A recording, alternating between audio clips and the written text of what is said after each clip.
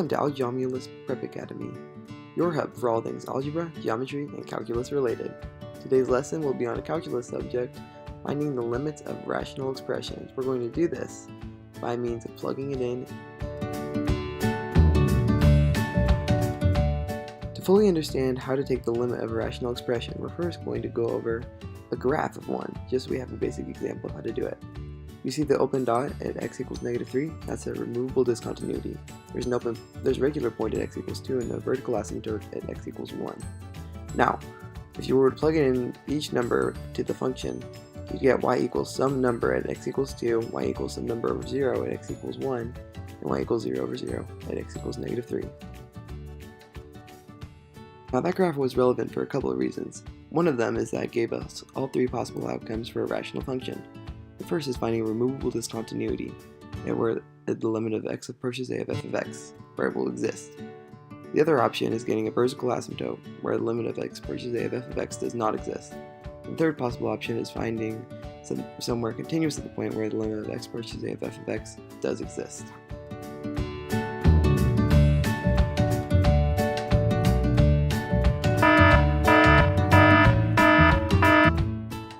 The key to identifying which of the three outcomes you will end up with in the beginning of the problem is plugging the limit into the function. Now, if plugging the limit into the function gives you an answer of 0 divided by 0, then that means a removable discontinuity exists at the limit point.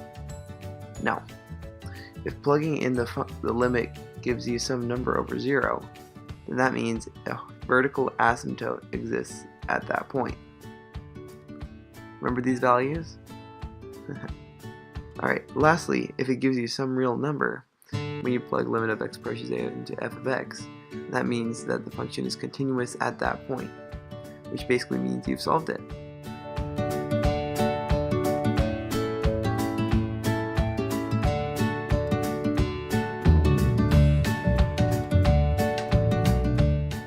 Alright, let's tackle our first example for today. Now, our first problem is going to be finding the limit as x approaches 4 of x cubed minus 3 divided by x minus 5. Alright, first let's see what kind of outcome we should expect.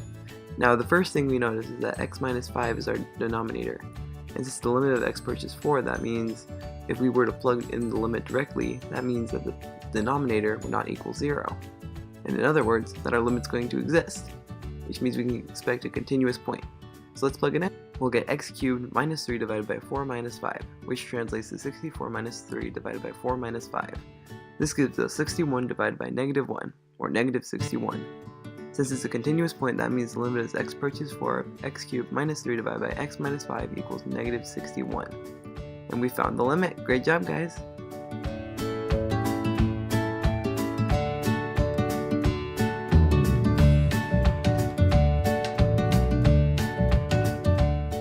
Before we go over our next example, we're going to go over how to remove a removable discontinuity from a function to find the limit. Now remember, the removable discontinuity is absolutely not the same as the limit of the function. Please, please, please note this down in your notebook.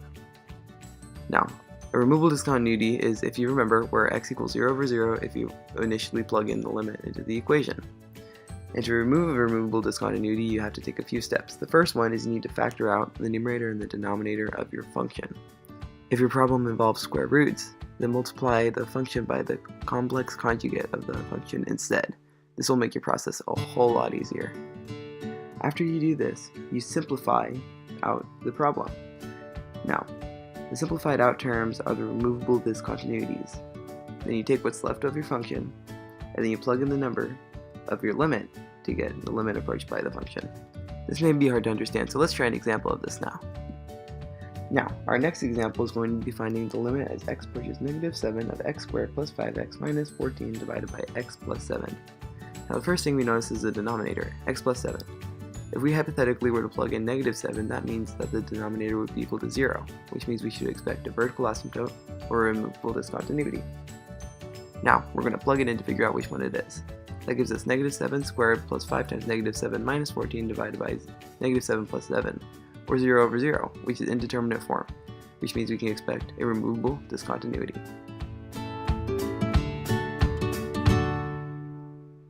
That means we're going to factor out the problem a little bit. That gives us x plus 7 times x minus 2 divided by x plus 7. Now what can we simplify out here? That's right, we can simplify out x plus 7. What does that mean?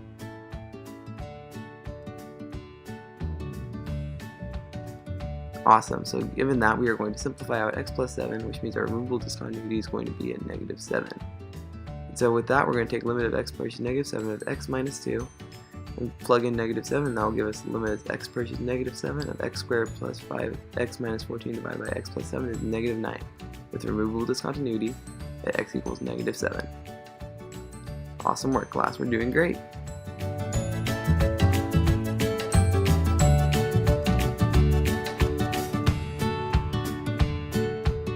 Our last example today is going to be finding the limit as x approaches 5 of x squared minus 2x minus 35 divided by x squared minus 25. Alright, the first thing we'll notice, again, is that if we set our denominator equal to 0, it'll equal plus or minus 5, which is the same as our limit, which means that we can expect a removable discontinuity or a vertical asymptote. Alright, by now we know that our key for today is to plug in the function, so we are going to plug in 5, and we're going to get 5 squared minus 2 times 5 minus 35 divided by 25 minus 25, which roughly gives us about 25 minus 45 divided by 0, or about negative 20 over 0. This is some number over 0, which implies that we will have a vertical asymptote.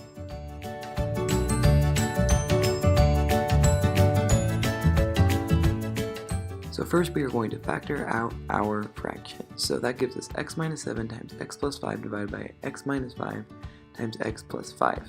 What do you see that we can simplify here? That's right, x plus 5, which means our removable discontinuity will be at x equals negative 5. We didn't predict that, but that doesn't mean we won't have a vertical asymptote. Now we'll plug in the numbers again and we'll get negative 2 over 0, which is still some number over 0, which implies there's a vertical asymptote, which must be the x minus 5, because that's the only thing keeping us from getting a real number.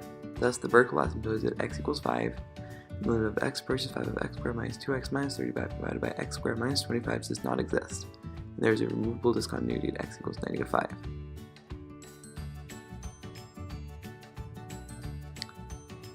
Alright, let's graph this out just to get a little bit of a visualization of what a graph with both a removable discontinuity and a vertical asymptote looks like. Now we know what a vertical asymptote is at x equals 5, so we'll draw that out. We'll use a graphing calculator to figure out what the rest of it looks like. And remember, the removable discontinuity we found at x equals negative 5, we'll represent that with an open circle. Thank you so much for coming to learn with us today, and please come and like and subscribe our video and come check out more Algebra Prep Academy. Thank you for learning with us today. Bye-bye.